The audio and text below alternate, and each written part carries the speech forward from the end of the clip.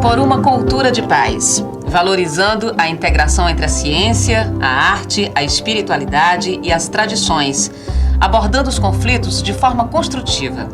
No programa de hoje, vamos conversar sobre um tema que, em muitos casos, se converte num verdadeiro pesadelo, que é a questão das drogas. O professor Antônio Mourão Cavalcante, médico, tem larga experiência nessa área. Ele, inclusive, escreveu o livro Drogas, Esse Barato Sai Caro. Ele está aqui para tratar desse assunto conosco e com você, ouvinte, que sempre participa do nosso programa. Antes de começar aqui com o professor Mourão, nós vamos direto para a rua com o repórter Pedro Augusto. Pedro, é com você. Boa tarde, Marta. Boa tarde, Mourão. Boa tarde, ouvinte. Vamos à nossa enquete aqui da Praça José de Alencar. O senhor já se deparou alguma vez com o problema das drogas? Aqui é a rotina, né? Nessa cidade, como todos os centros, né? Industriais, como todas as metrópoles. Todos os becos, todos os guetos, só o que você vê é droga. Porque muitas vezes os jovens veem seus pais desempregados e não tem nenhum refúgio, não tem nada de trabalho, vem para a rua. Então vê tudo fácil. Nesse vê tudo fácil, ele vai roubar, daí começa a prostituir, daí vem as drogas, não é isso? E você vê aí, toda esquina que você anda, você vê drogados por aí. Aqui mesmo, você andando na praça, só o que tem. Minha família que vive nas drogas, meus irmãos, eles continuam a se drogar. Isso não há futuro para as pessoas hoje em dia. Já convivi com a família que todos eles são dependentes da bebida, né? Então, causa muita confusão dentro de casa, né? Com os próprios irmãos. O álcool ele é uma droga forte também, tanto como as outras, mas só que ele não tem aquela discriminação. Pelo álcool não ter aquela discriminação, a pessoa cai naquilo, né? O álcool não é discriminado, aí o pessoal cai no álcool, bebe demais, se excede, né? Marta e Mourão, e você, ouvinte? Vocês perceberam como o problema é sério? Agora é com vocês. Pedro Augusto, direto da Praça José de Alencar. Obrigada, Pedro. Então, professor Mourão, esse problema da droga é realmente um problema? É uma situação que realmente inquieta o mundo inteiro, as sociedades ditas desenvolvidas, as sociedades mais tradicionais, menos desenvolvidas. Aí, ainda há pouco o ouvinte falou da questão das drogas legais e ilegais, e por que não as bebidas e a questão também do cigarro. Tudo é droga, né? E é um problema. Mas, professor, por que as pessoas usam droga? Bom, existe um primeiro detalhe importantíssimo, que é de saber que são sobretudo os jovens. Por que os jovens usam drogas? Primeiro, a questão da curiosidade. Fala-se tanto de droga, diz que droga dá tanta coisa legal, que o jovem vai experimentar. Segundo, existe a influência dos amigos, do grupo social, né? De não ser careta, de não ser como os outros. Terceiro, esse desafio, essa vontade de querer romper normas, de transgredir, de sair. E tudo isto faz com que o jovem, então, busque as drogas, tente experimentá-las. Eles não buscam para morrer, eles não buscam para se matar, eles buscam na expectativa da construção de uma possível felicidade, de uma falsa felicidade. Bom, e agora vamos à participação dos nossos ouvintes. Alô? Pois não, como é teu nome? É o Ayrton. Diga, Ayrton. É porque o professor tá aí falando sobre droga e eu tô com esse mesmo problema lá em casa.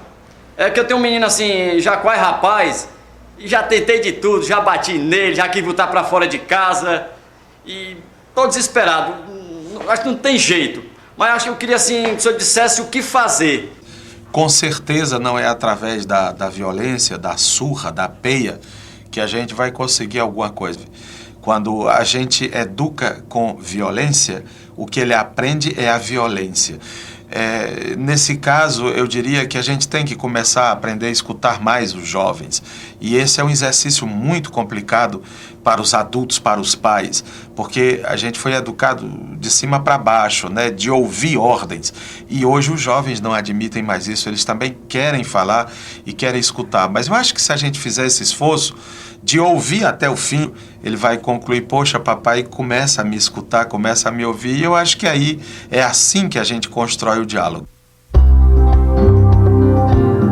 Por uma cultura de paz, abordando os conflitos de forma construtiva. Você que está nos ouvindo pode participar da nossa conversa aqui com o professor Mourão. Ligue e participe. Professor Mourão, é que eu tenho uma filha de 16 anos e me preocupo porque sei que a droga não é um problema apenas das classes menos favorecidas. E apesar de poder ter proporcionado uma escola boa para ela, tenho muito medo e gostaria de saber o que posso fazer para evitar que ela entre nesse mundo. Os pais andam muito preocupados, muito tensos em relação à situação dos filhos. Por isso é que a relação tem que ser mais amorosa. Ela tem que ser uma relação mais de confiança, mais de diálogo. Não de ser o pastorador do filho, aquele que vai olhar com o que é que o filho está andando, onde é que ele está fazendo, cadê a agenda, ele vai tomar banho, você vai olhar na bolsa dele, não sei o quê. Isto não é um pai, é um policial. Então não é isto que resolve. Eu acho que é criar essa confiança, essa vontade de querer ser amigo, porque um amigo sabe da vida do outro amigo. Realmente nós temos uma situação que parece uma situação contraditória. O que se observa é que para os meninos ricos, que têm tudo do ponto de vista material, falta-lhes o carinho, falta-lhes o calor humano. Então, o que tem de meninos órfãos de pais vivos é uma quantidade imensa. Nas classes mais populares, o que há é uma falta real, falta material, falta casa, falta comida, falta cama para dormir ou rede, falta escola. Essa falta leva ao desespero do uso das drogas. Ora, a gente vai então ver nos dois casos, tanto num pelo excesso, né, tanto no outro pela falta, que a droga funciona como aquilo que vai completar esse vazio.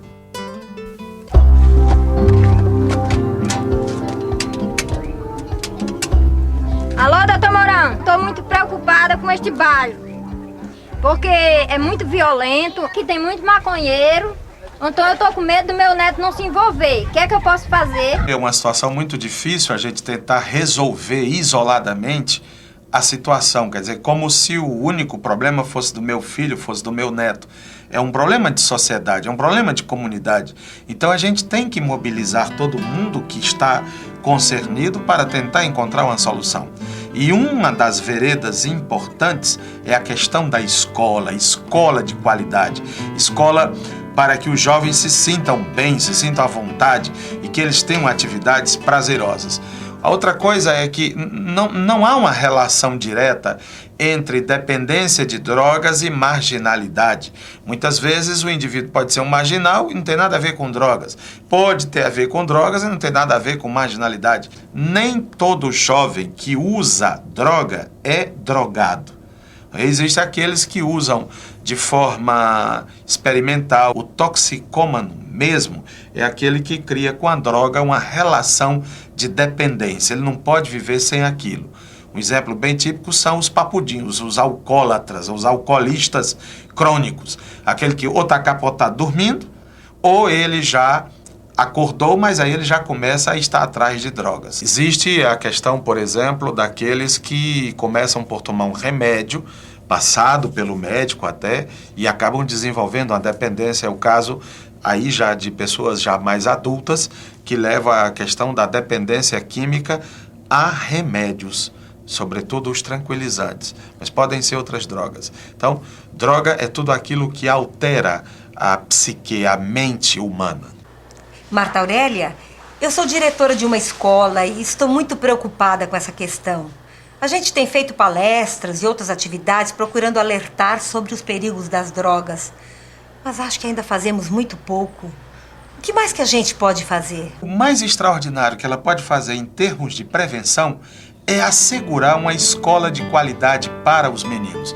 Quer dizer, se os meninos gostam da escola, se os meninos vibram de estar na escola, essa já é uma excelente prevenção. Porque prevenção não é levar um doutor famoso, um professor famoso para dar uma palestra para as crianças sobre os perigos das drogas. Não é nada disso. Nem muito menos, pelo amor de Deus, levar, por exemplo, um ex-drogado para falar sobre a sua experiência com as drogas. Por quê? Porque o jovem, ele é onipotente. Aí, a maneira que ele raciocina é o seguinte: ora, esse cara mergulhou, foi no fundo e não morreu, eu também posso. Então, acaba sendo um estímulo. Ela deve evitar a questão dessa semana de ciências. Aí obrigam a equipe lá a trazer e colocar na mesa as drogas, cada tipo de droga, dizendo como é o uso, onde falta mesmo só o endereço onde poder comprar. Isso é uma estupidez, não é por aí. Assim como também essa história de semana de combate às drogas, não é. A verdadeira prevenção às drogas é falar sobre a vida.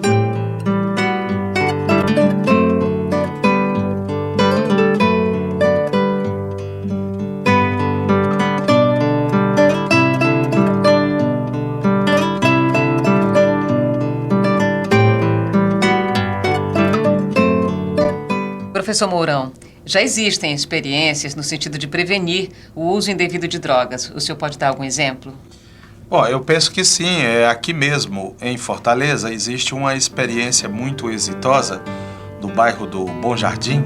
Começou-se o trabalho pela mobilização das chamadas lideranças comunitárias, os professores que trabalham nas escolas do bairro e também pessoas ou pais interessados.